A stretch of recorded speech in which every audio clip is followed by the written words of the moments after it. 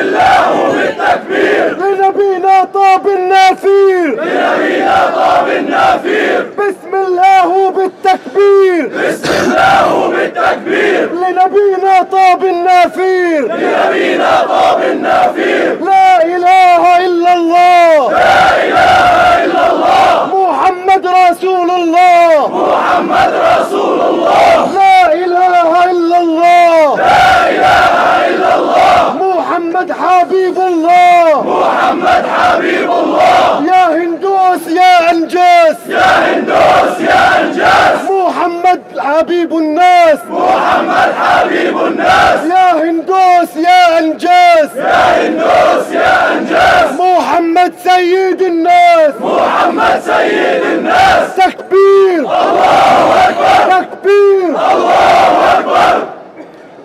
الحمد لله رب العالمين، الجبار قاصم الجبارين، القائل في كتابه الكريم: محمد رسول الله والذين معه أشداء على الكفار رحماء بينهم. والصلاة والسلام على رسول الله القائل: أنا سيد ولد آدم يوم القيامة وبيدي لواء الحمد ولا فخر.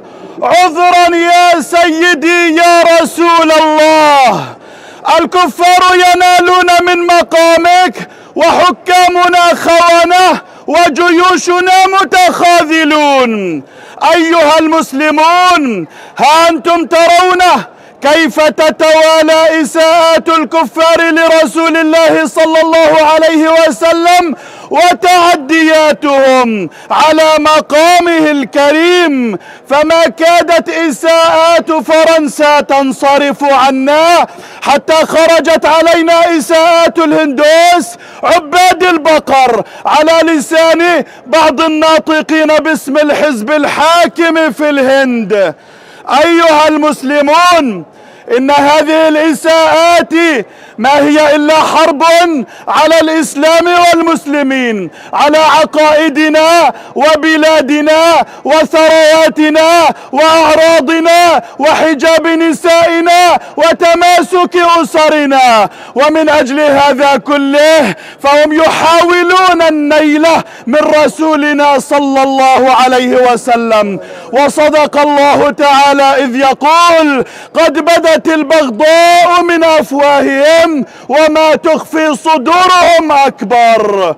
وهذه الحرب على المسلمين يتناوبها الكفار، فهذه أمريكا وعدوانها على العراق وأفغانستان، وتلك السويد وخطفها لأبناء المسلمين، وفرنسا تعتدي مرة والروس مرات، والصين وما أدراك ما جرائم الصين، ثم ها هم عباد البقر الهندوس الذين هدموا المساجد وقتلوا المسلمين ودمروا قراهم. ها هم يتجرؤون على مقام سيد البشر صلى الله عليه وسلم،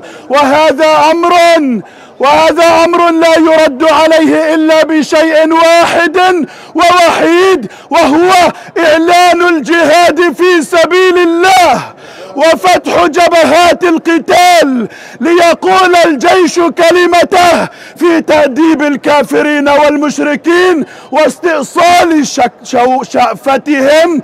فاللهم عجل لنا بقائد كخالد بن الوليد. يا جيوش المسلمين، يا جيوش المسلمين، هبوا لنصرة الدين، هبوا لنصرة الدين. يا جيوش يا جيوش، يا جيوش يا جيوش، حطموا تلك العروش، حطموا تلك العروش. تكبير، الله أكبر. تكبير، الله أكبر.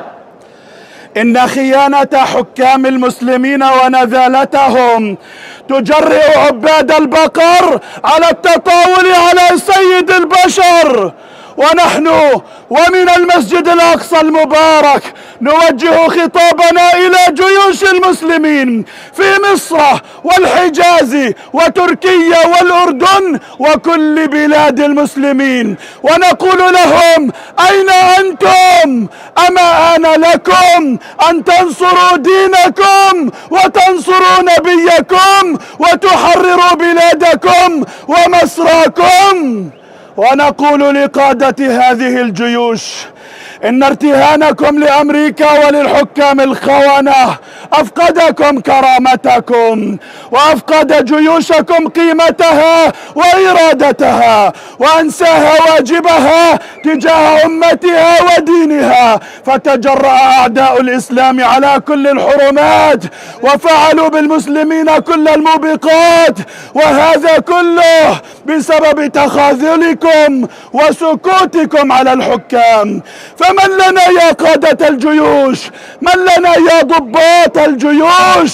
من لنا بقائد مجاهد جريء يحب الله ورسوله يأخذ على عاتقه تحرير هذه الجيوش من تبعيتها لأعداء الأمة والحكام الأنذال، ويقودها في ساحات الجهاد ينصر دين الله وينصر رسوله صلى الله عليه وسلم. يا ضباط المسلمين، يا ضباط المسلمين، هبوا لنصرة الدين، هبوا لنصرة الدين. يا جيوش يا جيوش يا جيوش يا جيوش، حطموا تلك العروش، حطموا تلك العروش. تكبير الله أكبر، تكبير. الله أكبر.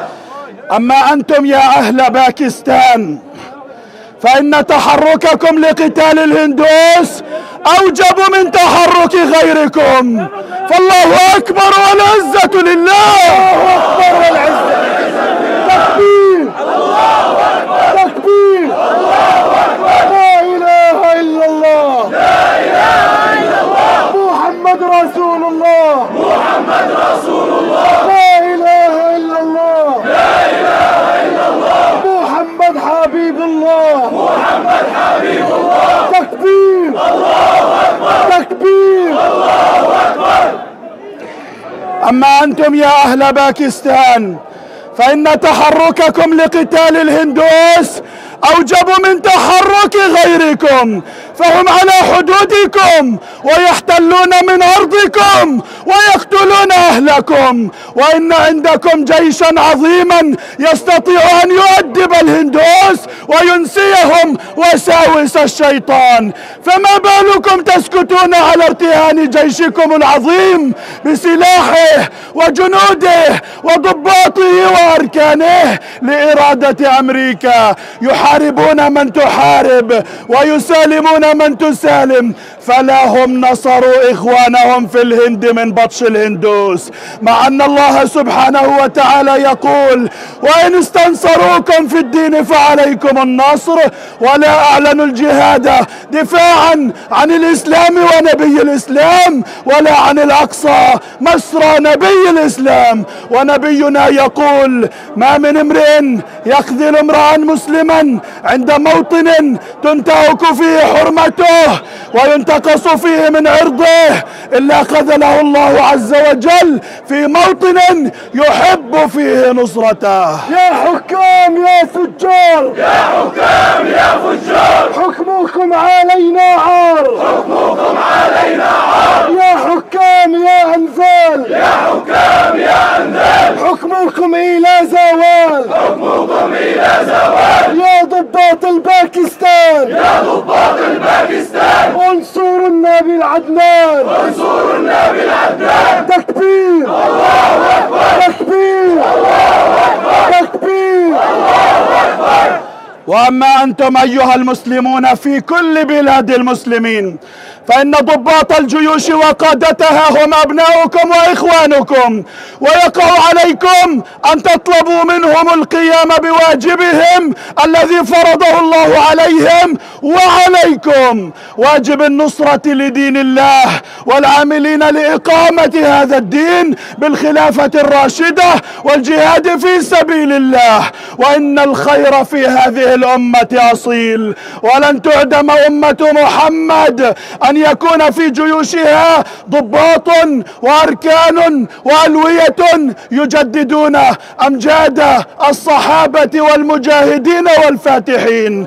فلتقوموا إلى أبنائكم ضباط الجيوش وادفعوهم نحو عز الدنيا والآخرة، وألزموهم كلمة التقوى والعمل بها، وازرعوا في صدورهم الشوق إلى إقامة خلافة الإسلام وتحرير المسجد الأقصى ونصرة النبي محمد صلى الله عليه وسلم.